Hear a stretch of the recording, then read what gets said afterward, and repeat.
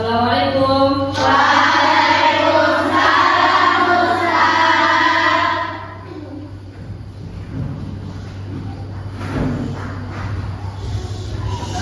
Baik anak-anak semuanya, ya, kita sebelum mulai pembelajaran kita minta guru ketua tolong disiapkan kelas dan pimpin doa. Istayatna ikrona ad-du'a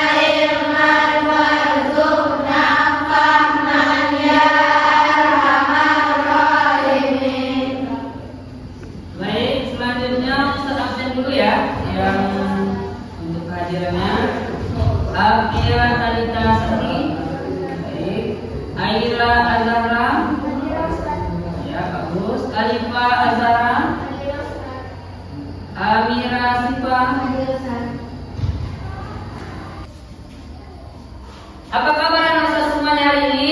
Baik, Ustaz. Alhamdulillah, luar biasa. Allahu Akbar. Mantap, mantap, mantap. Mantap sekali hari ini. Baik, kalau gitu saya semangat nih, kita tepuk semangat dulu ya. Yang silakan sendiri. Oke, 1, 2, 3. Idza kunti sa'idan sofiki yadai. Idza kunti sa'idan sofiki yadai. Idza kunti sa'idan wa qalbuki masruran. Idza kunti sa'idan sofiki yadai. Idza kunti sa'idan nusil bilad. Idza kunti sa'idan nusil bilad. Idza kunti sa'idan wa qalbuki masruran. Idza kunti sa'idan nusil bilad. Oke, semangat ini. Silakan dulu. Harus apa pelajaran kali ini? Coding, Ustaz. Coding. Tahu kan anak-anak apa itu coding? Tidak, Ustaz. Nah, coding itu Ustaz, ingat zaman ini teknologi makin canggih ya. Dulu nggak ada zaman Ustaz seperti waktu masih kecil. Zaman sekarang orang semua sebenarnya sudah menggunakan coding. Dari mana?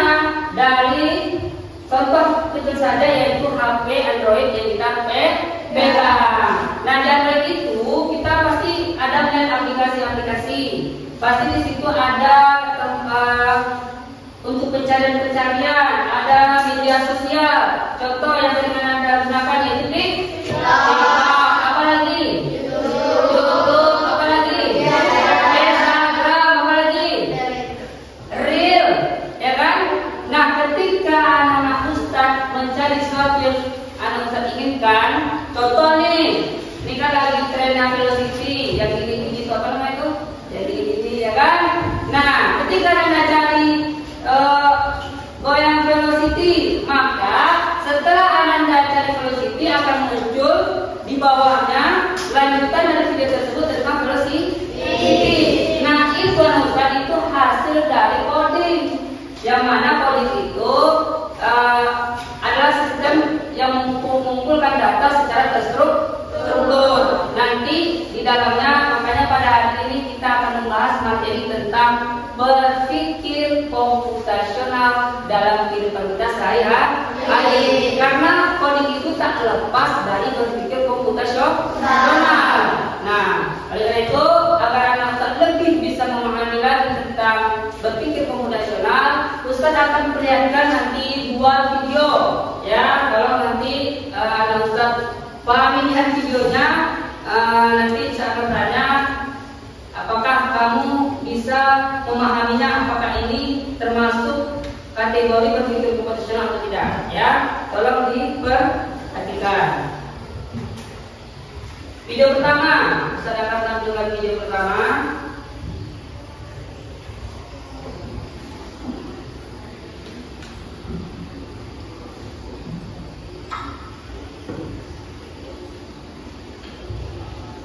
Kita lanjut ke video kedua.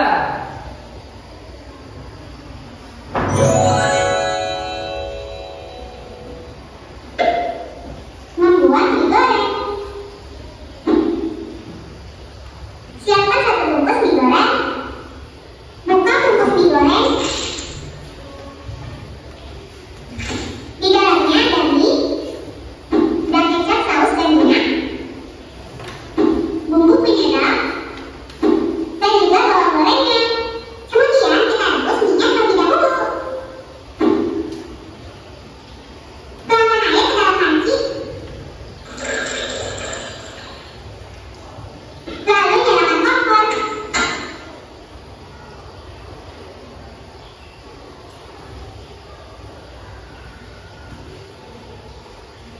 Tunggu hingga airnya mengolak. Jika sudah mengolak, kemudian rebus minyak.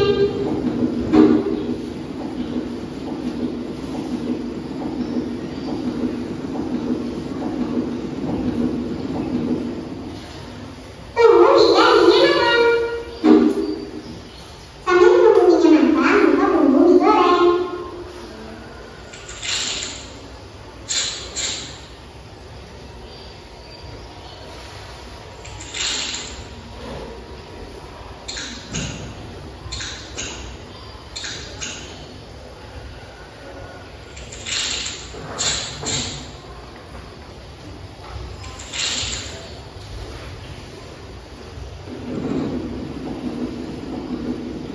Dan jangan lupa aduk-aduk ini supaya matang merata.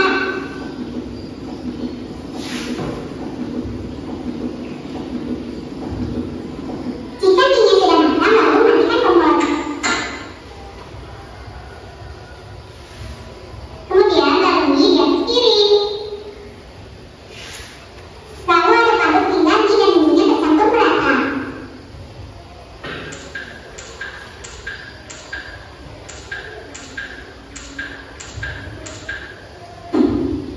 Dan jadi mie goreng siap disajikan.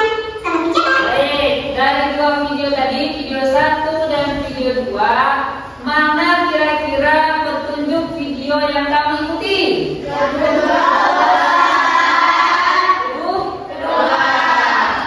Ada yang bisa menjelaskan alasannya?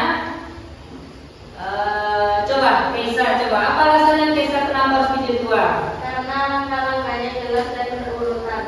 Iya, karena penjelasannya lebih jelas, terperinci, dan berurutan. Nah, anak Ustaz, tentang berpikir komputasional, yaitu bukan hanya saja berpikir, ya mungkin kita hanya terkenang tentang komputasional itu komputer, pemrograman, bukan. Tapi nyatanya dalam kehidupan kita sehari-hari kita sudah melakukan yang namanya berpikir komputasional. Jadi apa itu berpikir komputasional? Berpikir komputasional adalah berpikir yaitu memecahkan suatu masalah dengan secara logis dan sistematis. Jadi kita memecahkan suatu problem nih, ini ada permasalahan, yaitu bagaimana caranya kita menyelesaikannya secara masuk akal, logis, dan sistematis itu berurutan. Ada langkah-langkahnya sehingga harapan yang kita capai adalah yaitu solusi untuk menyelesaikan suatu permasalahan. Baik, berpikir komputasional. Ya sudah Ustaz tadi coba pancing ya dengan video dan penjelasan sedikit dari Ustaz.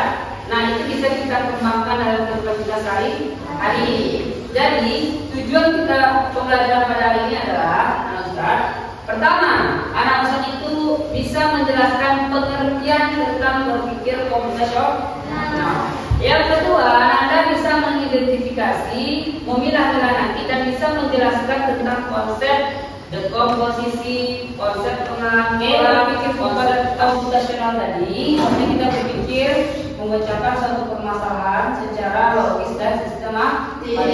Banyak hanya dalam kehidupan kita, termasuk mungkin kalau bagi anak Ustaz kan ada permasalahan itu tentang kabar yang berantakan ya kan? Sering ramai berantakan? Sering. Jadi apa solusinya agar masalah ini terpecahkan? Maka cara berpikir komputasional akan mengarahkan kita untuk berpikir bagaimana menyelesaikan permasalahan tersebut. Dalam penyelesaian permasalahan itu, dalam berpikir komputasional itu nanti akan terbagi ke 4 bagian yang saling berkaitan. Ya, Nah, baik, di sini Ustadz akan tampilkan 2 video. Silakan Anda amati video ini, lalu nanti bisa Anda ambil tarik kesimpulannya, bisa Anda pahami apa yang dimaksud dengan berpikir komputasional dan apa pembagian-pembagian dari berpikir komputasional. Beserta contoh dalam kehidupan kita sehari-hari. Perhatikan ya videonya. Pertama, pengenalan computational thinking. Hai teman kece, coba tebak apa artinya computational thinking atau berpikir komputasional? Adakah yang bermata jeli dan melihat kata komputasional di sini? Jadi mungkin ada hubungannya dengan komputer ya? Iya, betul sekali. Jempol buat kamu yang sudah menebak dengan benar. Berpikir komputasional adalah proses berpikir untuk menyelesaikan masalah dengan efektif dan efisien. Dalam ilmu komputer, proses berpikir ini dilakukan sebelum mulai menulis coding atau pemrograman. Jika sudah direncanakan dengan baik, maka coding yang ditulis akan sesuai dengan kebutuhan dan dapat diselesaikan dengan cepat dan tepat. Tapi ternyata berpikir komputasional juga bisa dilakukan tanpa komputer dan tanpa internet loh. Malah sebenarnya kita pun sudah menerapkannya dalam kehidupan sehari-hari. Mulai dari menggosok gigi, mencatat ringkasan pelajaran, hingga menyiapkan tas untuk sekolah besok.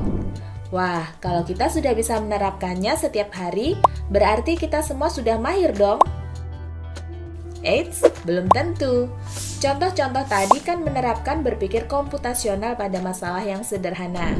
Masih banyak nih masalah yang lebih kompleks, seperti misalnya mengatur keuangan bulanan, apa yang harus dilakukan kalau kamu tersesat di tempat baru, hingga memilih jurusan dan karir.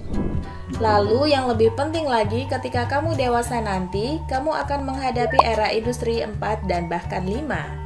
Di sini kamu perlu kecakapan untuk memanfaatkan dunia digital, mulai dari mencari dan memilah informasi yang kamu perlukan, hingga menggunakan informasi itu untuk membuat keputusan penting dalam hidupmu.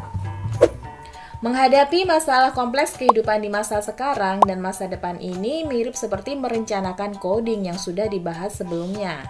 Kuncinya adalah memahami masalah dengan tuntas dan mencari cara menyelesaikan yang efektif dan efisien. Nah, kalau begitu, bagaimana agar kita bisa berpikir komputasional?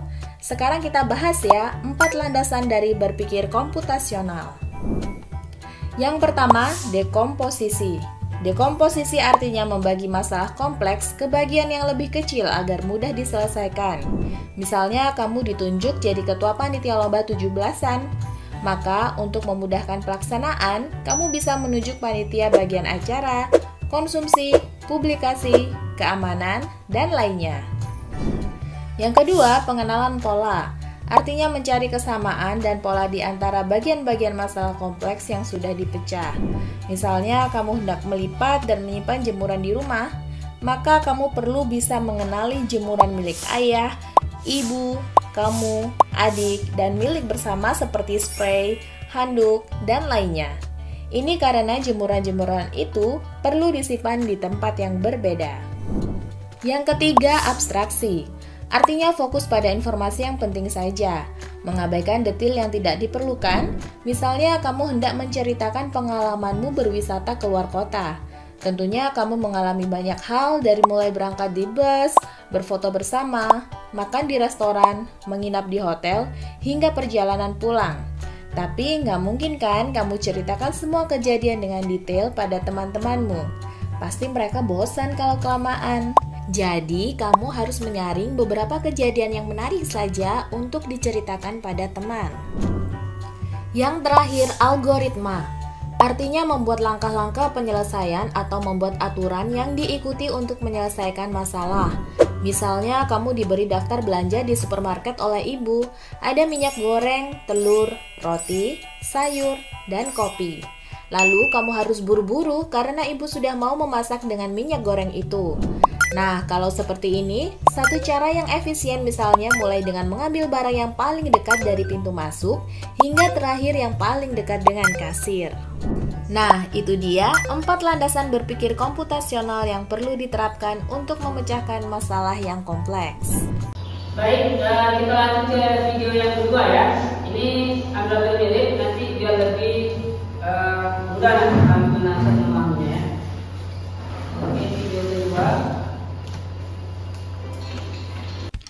Implementasi dalam 4 metode beserta contoh kasus berpikir komputasi. Hai, Assalamualaikum warahmatullahi wabarakatuh. Selamat datang kembali di kelas Informatika.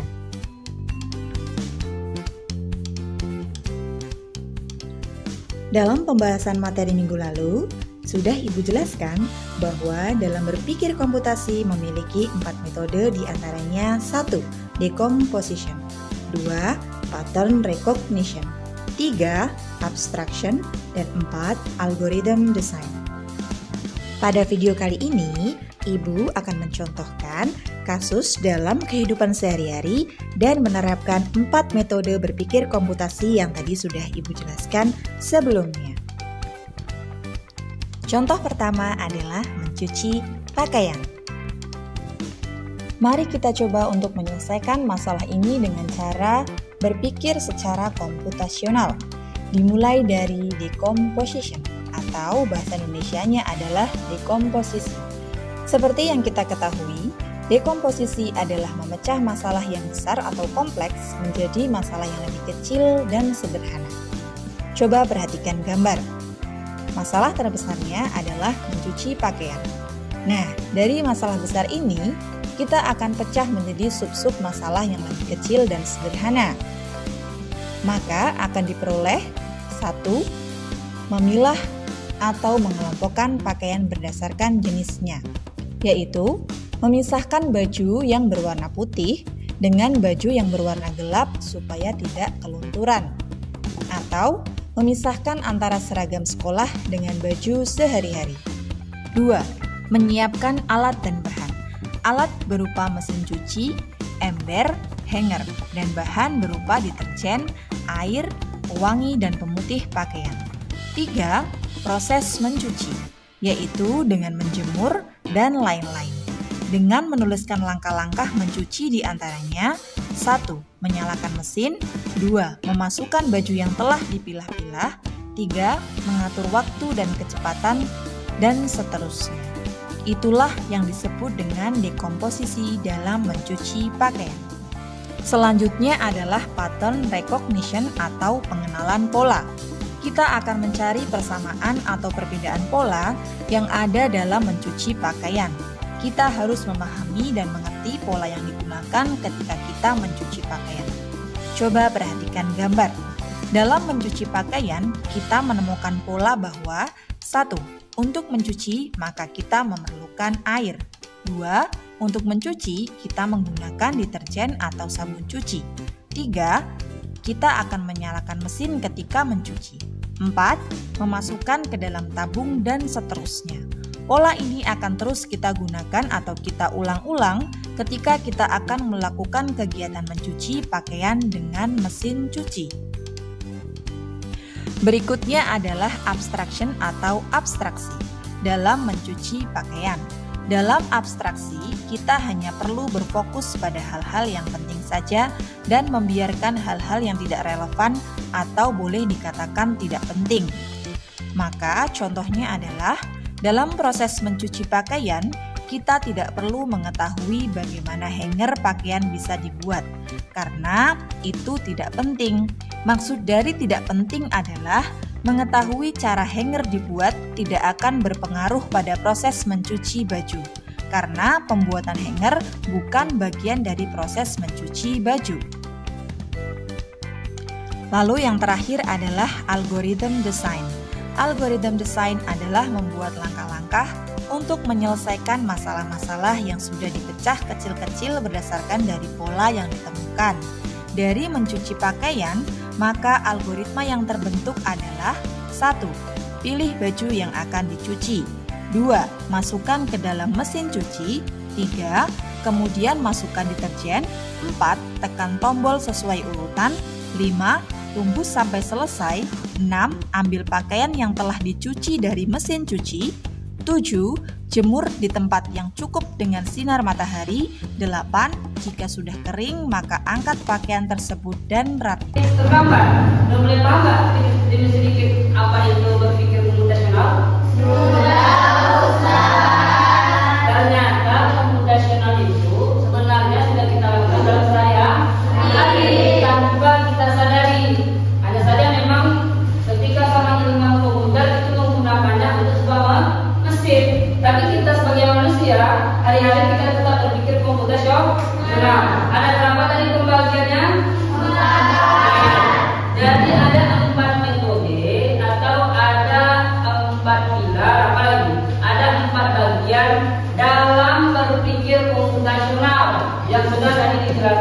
dalam 2 video. Jadi apa yang pertama? Yang pertama namanya apa? Dekomposisi. Baik, dekomposisi Ustaz itu artinya memecah suatu permasalahan yang kompleks atau besar menjadi bagian-bagian yang kecil agar mudah diatasi. Ya, biar mudah diatasi masalah tersebut. Nah, itu namanya dekomposisi. Contohnya tadi kan ada, kalau tadi kan ya, ini tentang membersihkan kamar tidur yang sangat berantakan. Maka dalam memecahkan masalah ini apa aja sih yang harus kita bagi? Yaitu pertama adalah mengumpulkan baju kotor. Ini kamar nih berantakan nih, apa aja yang berantakan? Baju kan, baju kotor maka kita kumpulkan. Apalagi merapikan buku-buku di rak. Oh, buku setelah membaca dan malam begadang belajar banyak sedangkan kita kumpulkan di rak. Lanjut tanya, siapa yang tahu apa itu komposisi? Ada yang tahu? Silakan tunjuk tangan. Baik, apa itu komposisi yang sudah saya jelaskan tadi? Oh ya, mantap sekali. Kenapa contohnya? Jadi dekomposisi itu adalah memecah masalah besar menjadi bagian kecil. Jadi kalau yang kecil kan mudah diatasi. Oh ini dulu, ya. Itu namanya pembagian pertama tentang komposisi.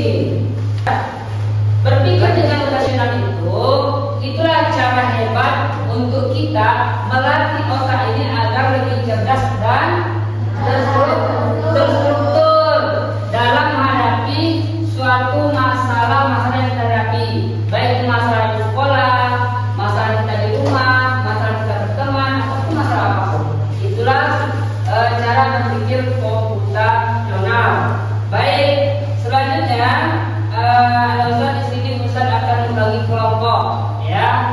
Ada satu permasalahan yang harus Anda kerjakan.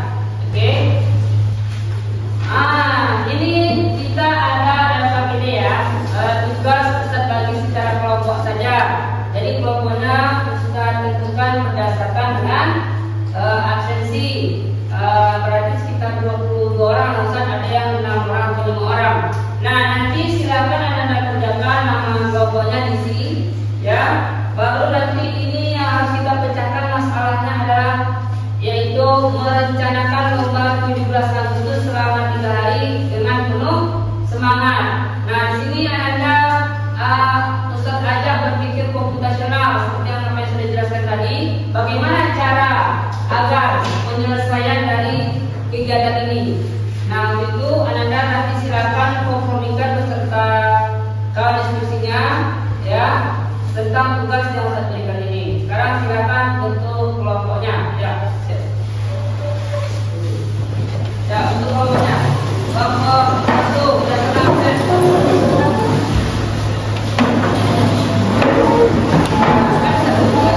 Pengerjaannya ini silakan isi data namanya dan tugasnya ini berkenaan tentang merencanakan 17 lomba Agustus, ya, selama 3 hari dengan penuh semangat. Nah, bagaimana kalian bisa memecahkannya?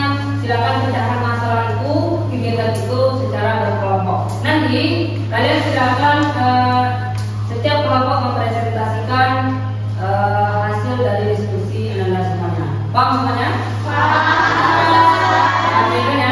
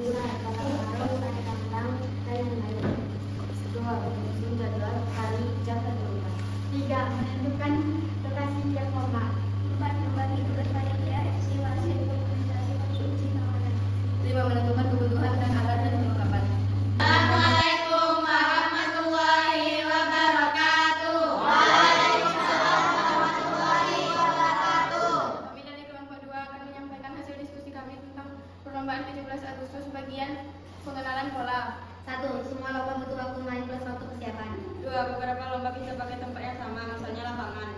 3. Peralatan tertentu bisa dipakai ulang, contohnya peliur, tali, kursi. 4. Semua lomba butuh panitia, pengawas, dan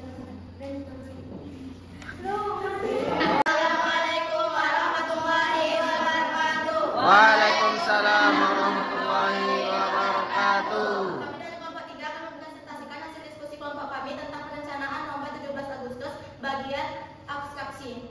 1. Tidak perlu menyediakan dekorasi sekarang, cukup catat untuk dekorasi. 2. Fokus pada waktu, lokasi, panitia, dan alat utama. 3. Detail seperti warna, kita atau desain spanduk bisa diputuskan nanti. Assalamualaikum warahmatullahi wabarakatuh.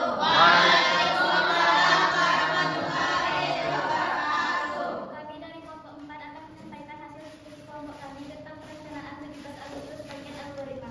1. Buat daftar dalaman lomba. 2. Tentukan estimasi setiap lomba. 3. Bagi lomba ke dalam 3 hari. Usahakan adil dan tidak menumpuk dalam 1 hari. 4. Tentukan lokasi tiap lomba. 5. Catat kebutuhan alat tiap lomba. 6. Tugaskan panitia sesuai peran. 7. Buat tabel jadwal. Sekian dari kelompok kami. Assalamualaikum warahmatullahi wabarakatuh. Waalaikumsalam warahmatullahi wabarakatuh. Baca-baca semua kelompok.